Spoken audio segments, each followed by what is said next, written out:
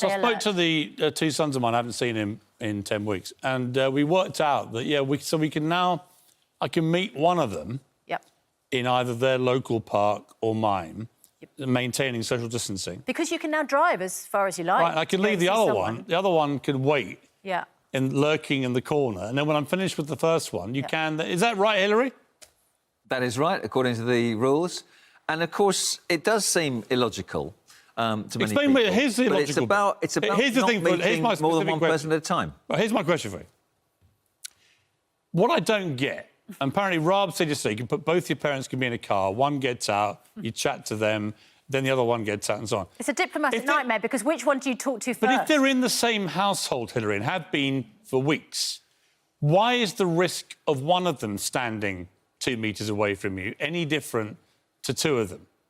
I think what it boils down to is that if you meet somebody outside of your own household, you can meet one other person at any one time. A gathering of more than those two people increases the risk, whoever that third, fourth, fifth, sixth person is. But why is the risk increased be... if they're from the same household and they've been... You know what I mean? I mean, my sort of logical brain's why is the risk any different if I see both my sons at once or one after the other? I think if you pick apart the regulations as they've been laid down yesterday, you can find lots of little illogicalities, lots of things that you can criticise, but you can never explain everything to everyday. I think, in a way that is logical. But there has to be some sort of guidance, and it has to be one person from one household meets one person from another at any one time. It's about enforcement, and that keeps R down. Because if you started meeting lots of other people, even if they were from the same household, then I know that, the Police Federation, for instance, has said this is going to be so hard to police.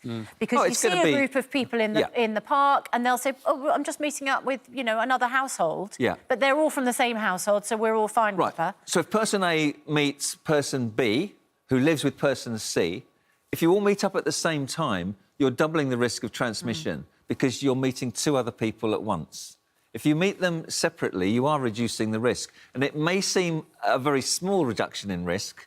It may not just be half, but it is a slight reduction in risk. And anything we can take at the moment with this pandemic has got to be worth taking. Yeah, I mean, does what you've seen and read so far, now we've seen all the detail, this extraordinary 50-page document, but does it make broad sense to you, the strategy, or is there a risk that really what it boils down to is them wanting to take the lockdown off and ease us back in, and they just don't really know what's going to happen, so they're trying a bit, and then if it doesn't work, we'll lock down again. I mean, that seems to be my take on it. Yeah, I was just looking at my notes from the last few weeks, and just a week ago, we were still having 700 deaths reported per day. Now, yesterday, people, I think, took the lockdown talk to be a general permission to go out and party. We saw people on tubes packed together.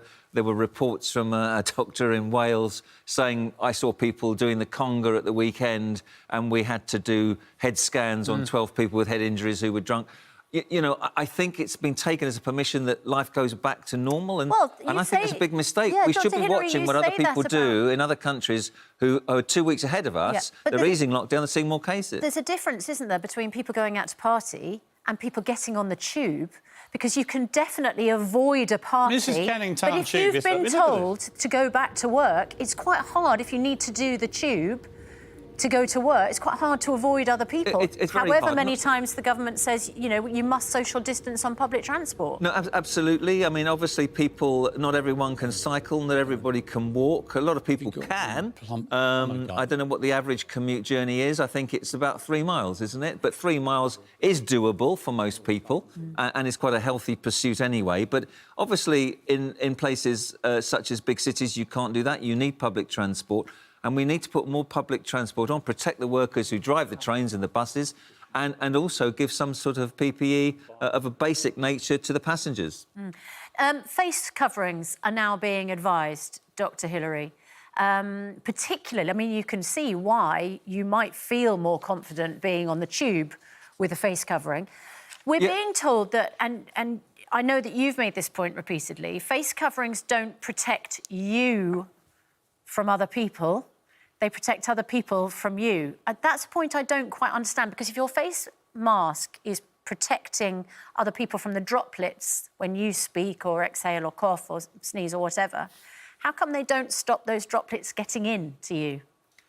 Well, the evidence is that if you wear a face covering, and I'm talking about something like this is just a paper mask which you can buy cheaply. This is not depriving any healthcare worker of a mask. If you're wearing one of these, if you've got symptoms, if you're coughing, sneezing, or even talking, this will catch the biggest droplets and stop them being passed on through the air to somebody else. If you're wearing one of these to protect yourself, the evidence is very, very slight, if any, that you're going to stop any tiny droplets coming down the sides or around the outside of the mask. It's psychologically, it's helpful, I think. If people feel better, they're more conscious, it might make them more alert. You don't know. But you see people wearing these things under their nose, so the germs in the nose just contaminate the top of the mask. You tend to put your fingers to your face more if you're wearing a mask. There are pros and cons, but I think for people who want to avoid coughing or sneezing, even if they've got hay fever, but they may be asymptomatic for COVID-19 as well, if you're wearing one of these, it catches the biggest droplets and does help